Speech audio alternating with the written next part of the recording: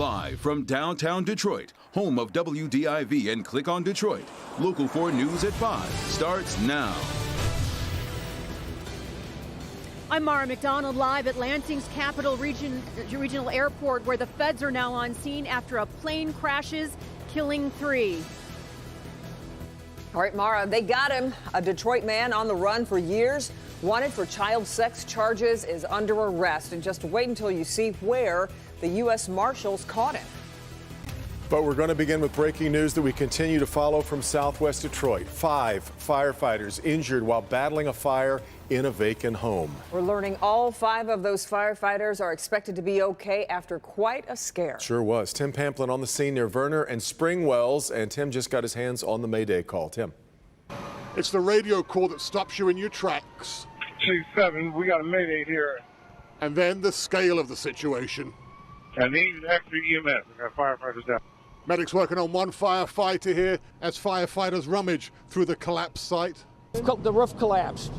They were in the back of the building where you see the roof is gone, and the roof collapsed on top of the firefighters operating there. You could tell by the looks on these firefighters' faces their concern for their colleagues.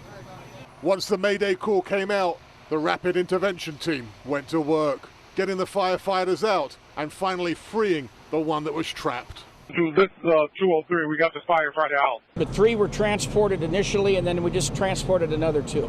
So again, a total of 5 firefighters. We come back out here, you'll see them dragging one of the injured firefighters' turnout gear. The Detroit Fire Department, a tight, resilient bunch. There you go.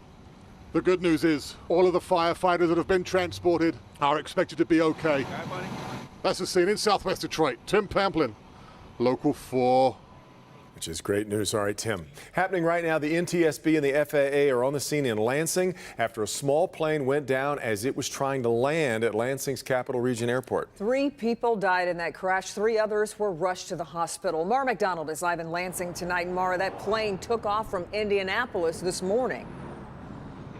It sure did. That's at least what we're getting from the sheriff as well as the NTSB. They're saying that the plane took off from Indy around 9 o'clock this morning. It was on, as the sheriff describes, its final approach here at the Lansing Capital Region Airport. Right beyond that cruiser you see there, that's short of the runway. For some reason, this plane went down about 125 yards before it ever made it to the runway.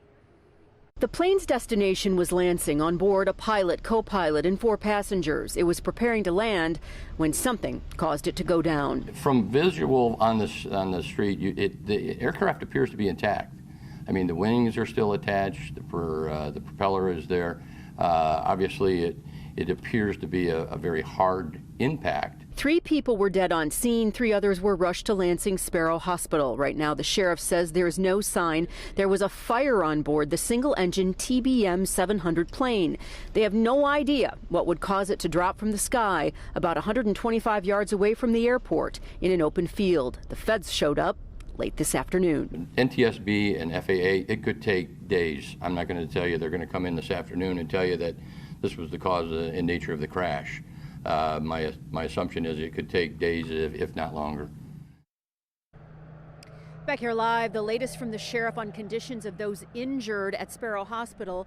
2 are critical, 1 is stable. They are not going to be releasing anybody's identity at this point, but, you know, we asked, is this a family on board this plane, or what are we talking about here? And the latest they're giving us at this time is no, it does not appear to be a family. We are live in Lansing tonight. I'm Mara McDonald, Local 4. Yeah. All right, Mara. Well, as a Hamtramck school employee accused of sexually assaulting a student gets new restrictions from a judge. Ibrahim Al-Jahim is facing charges of criminal sexual conduct against a student with special needs. As our Sean Lace shows us, there were big developments today in the case against him and the judge presiding over the case. Ibrahim Al-Jahim, the defendant here, is so tied in politically here in Hamtramck that the judge on the case first and foremost offered to step aside, saying that Ibrahim himself helped her get elected. Ibrahim Al-Jahim, community liaison for Oakland International School and Democratic political activist, in court on 2 counts of the highest sex crime charges a person can face. He's accused of taking a student with special needs out of school and sexually assaulting that student in a car parked across the street. Al-Jahim is so tied into Hamtramck politics, District Judge Alexis Crott had to first say that Al-Jahim helped get her elected to the bench. I had an election last year. He helped me. Judge Crott says she would be neutral on the case, but would step aside if need be. The prosecution and defense both said they had no problem with her overseeing the case. The next issue, the shockingly low bond of $1,000 given to Al-Jahim when he was arraigned. Prosecutors revealed information that Local 4 broke last week, that Al-Jahim is under investigation for 3 other alleged sexual assaults. 2 alleged victims under the age of 16, 1 over 18, and that victim is disabled. Then Al-Jahim's lawyer revealed what the defense will be. He is accusing 3 Oakland International Academy students of actually attacking the teen. But those teens were interviewed and police cleared them. These 3 individuals are the ones who accused him of doing this, the same individuals. The police let them leave. Back here live, the judge cut that defense attorney off, saying no more comments here. Hold on, if this case goes to trial, then you can present your side of things. Prosecutors also revealing when talking about bond that Al-Jahim has prior charges. One is contributing to the delinquency of a minor. The other is just from last year, assaulting a police officer. All the charges they listed, however, it's important to point out, each and every one have been dismissed. A judge agreed to put Al-Jahim on a tether right now, warning him, Devin, not to go anywhere near the victim or his family. Back to you. And this was interesting, Sean, because the judge also moved the time of the next hearing and pointed out that she was expecting a packed courtroom. That's right. More may come out in the next hearing. It's next Thursday. It was supposed to be at 8:30, moved to 11 a.m. She is expecting a packed courtroom of Al-Jahim supporters. He's that tied into politics there and other community groups, so she believes a lot of people will be there in support of him. We expect so. All right, Sean. Well, now let's talk about what has been a rather dreary day around the metro area. We've had rain off and on for most of it. Yeah, pretty crummy, you're right. Now we're hoping that maybe that rain is going to move out, headed into tonight. Let's get over to Andrew. He's in for Ben. Hi, Andrew. Hello there, Kimberly and Devin. And guess what? I've got some good news. We got some blue sky out there. How about that? After some liquid sunshine, rain. Earlier today, we're now seeing the actual thing. Some sunshine over parts of Detroit, certainly making it look nicer. And guess what? Contributing to milder conditions right now. Over at Metro Airport, it's now 71 degrees. We can shed those jackets a little bit right. Visibility is looking good. Wind at around 12 miles per hour. Earlier today, we had some light rain that was over the area, but now on 4 Live radar, we are drip dry, at least here in Detroit. North of 8 Mile, as you get closer to the thumb, it's a little bit cloudier, a little bit cooler, a little bit more mist hanging around, but that will be leaving as well. A cooler 61 for our friends in Port Huron. Hold on to the jackets also in Pontiac. It's now 64 degrees there. Now, it does turn chillier overnight, but it remains dry. Temperatures down to 50 here in town, but 40s elsewhere. We'll talk more about possibly higher temperatures for tomorrow and especially the weekend coming right up. All right, Andrew.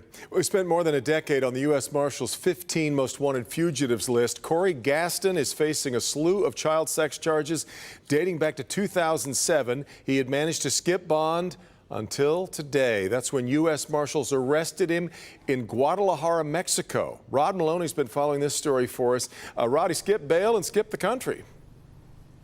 Yeah, twice, Devin. He was arrested, bonded, skipped twice, found his way to Mexico. Now, we're in the neighborhood where this attack happened. In fact, this vacant lot right here is where the house stood 12 years ago for this heinous crime.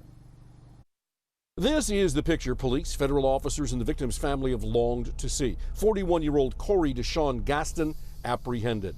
Gaston looked decidedly different today as U.S. Marshals brought him in handcuffs to Chicago on a flight from Mexico this morning.